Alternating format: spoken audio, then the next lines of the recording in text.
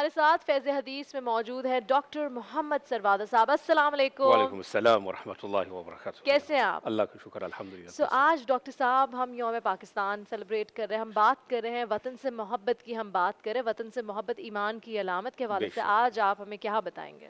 یہ آج کے دن نحمدہ و نصلی علی رسول الکریم اما بعد، آج کا دن ایسا مبارک دن ہے جو گزشتہ جو رات اگر دیکھتے ہیں تو آج کے دن اتنا خوشگوار ہے کہ سمٹمز ہے، سائنز ہے کہ لیلۃ القدر، اللہ کرے کہ لیلۃ القدر گزرا. نمبر 2 کہ وہ رات ایسی ہی رات ہے جس سے پورے دنیا کے نقشہ اور ہسٹوریکلی اور جغرافیکلی باقاعدہ ایک تاریخ رقم ہوا ہے. وہ رات تھی جس میں پاکستان آزاد ہوا ہے. تمام اہل وطن، تمام پاکستانی کو مبارک ہو. یہ بات ہے. البتہ حب الوطن کے اعتبار سے جب ہم حضور اکرم صلی اللہ علیہ وسلم کی زندگی کو دیکھتے ہیں، یہاں پر ہمیں عبداللہ بن عباس رضی اللہ تعالی عنہ کی روایت ملتی ہے کہ حضور اکرم صلی اللہ علیہ وسلم فرماتے ہیں: اللہم حبب الینا المدینہ کحبنا لمکہ وبارک لنا فی مدھا وصاعها. کہ حضور اکرم صلی اللہ علیہ وسلم فرماتے کہ یا اللہ حبب الینا المدینہ. یا ہجرت کے بعد جب حضور اکرم صلی اللہ علیہ وسلم مدینہ منورہ میں تشریف لا رہے ہیں، وہاں فرماتے کہ یا اللہ حبب الینا المدینہ، ہمارے دلوں میں ہم محبت ڈالے مدینہ منورہ کا، جیسے کہ ہم مکہ سے محبت رکھتے ہیں، چونکہ اصل وطن اصلی حضور اکرم صلی اللہ علیہ وسلم کا جو تھا وہ مکہ. پھر ساتھ میں فرماتے لولا ان قوم اخرجونی لما سکنت غیر، کہ اگر میرے قوم والوں نے مجھے ہجرت کرنے پر مجبور نہ کرتے، مجھے مکہ سے نہ نکالتے، تو میں مکہ مکرمہ کو میں رہنا ہی پسند کرتا اس کے علاوہ. یعنی یہ اشارہ ہے حضور اکرم صلی اللہ علیہ وسلم ہمیں دیتے، تعلیمات دیتے ہیں کہ جہاں انسان رہتے ہیں، وہ بستے ہیں، وہ آپ کا وطن بن جاتا ہے.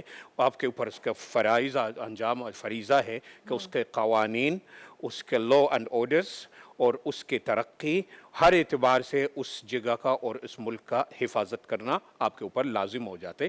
اور پھر باقاعدہ اس کے ساتھ جان نثاری، اپنے دل اس کے ساتھ لگا دینا. اس وجہ سے حضور صلی اللہ علیہ وسلم فرماتے اللہم حبب الینا المدینہ، کہ مدینہ منورہ کا محبت ہمارے دلوں میں ڈال دے جیسے کہ ہم مکہ سے محبت رکھتے ہیں. یہ حضور اکرم صلی اللہ علیہ وسلم کے تعلیمات ہے وطن کے اعتبار سے. کہ پھر ساتھ ساتھ میں اگر ہم فقہی اعتبار سے دیکھتے تو وطن کا بہت سارے احکامات عائد ہو جاتے جب انسان وہاں آ کے رہنا اور وہاں رہائش پذیر ہو جاتے. ایک چیز کے اعتبار سے یہ ہے کہ ہم دیکھتے کہ سوسائٹی کے اندر اور یا کمیونٹیز کے اندر کہ آپ کا کنٹریبیوشنز کیا ہو، اس کو ہم مختصر ایک جملہ کے اندر میں بیان کیا کرتا ہوں کہ ہمیشہ انسان کا جہاں بھی رہے وہاں پر پازیٹیو کنٹریبیوشن ہونی چاہیے. آپ ہمیشہ اچھا ہی کرو تاکہ اچھا ہی سے یاد رکھا جاؤ. یہ ہے. رہی بات آج ہمارے جو موضوع جو تھا، ہم نے آج بات کرنی تھی کیا ہے، فطرہ کے اعتبار سے صدقۃ الفطر.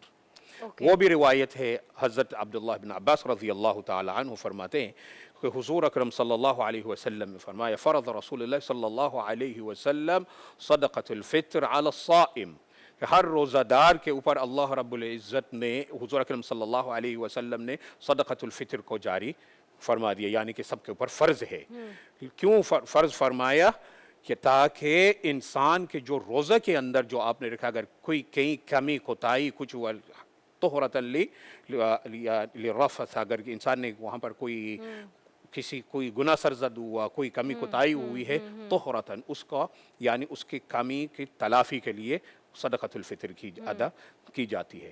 پھر ساتھ ساتھ میں اسی روایت کے اندر حضور اکرم صلی اللہ علیہ وسلم اس کے باقاعدہ ٹائم کو ڈیفائن کر کے بتا دیتے ہیں کہ تؤدى قبل صلاة العید، یعنی کہ نماز، عید کے نماز کی طرف روانگی سے پہلے کہ من اداها قبل صلاة فهي زکاة مقبولہ، جس نے اس صدقۃ الفطر کا نکالا ادا کیا جو عید کے نماز کی طرف جانے سے پہلے تو وہ کیا ہے، وہ زکوٰۃ اور صدقۃ الفطر جو کہ اللہ مقبول ہے، اللہ رب العزت نے اس کو قبول کر دیا.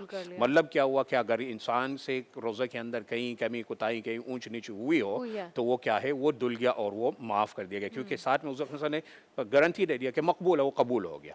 پھر ساتھ میں فرماتے ہیں ومن اداها بعد الصلاة فهي صدقۃ من الصدقات، اور اگر کوئی اس کو صدقۃ الفطر دیتا ہے عید کے نماز کے بعد تو وہ عام صدقات کے جیسے ہوں گے، مطلب وہ صدقۃ الفطر اس کی کنسیڈر امپورٹنس نہیں اتنی ہے ہوگی کہ آپ عید کی نماز سے پہلے دیتے ہیں، عید اس کے کی نماز سے امپورٹنس بڑھ پہلے۔ جاتی ہے۔ جی بالکل، اور پھر ہم دیکھتے ہیں کہ صحابہ اکرام رضوان اللہ علیہم اجمعین کا عمل کیا رہا۔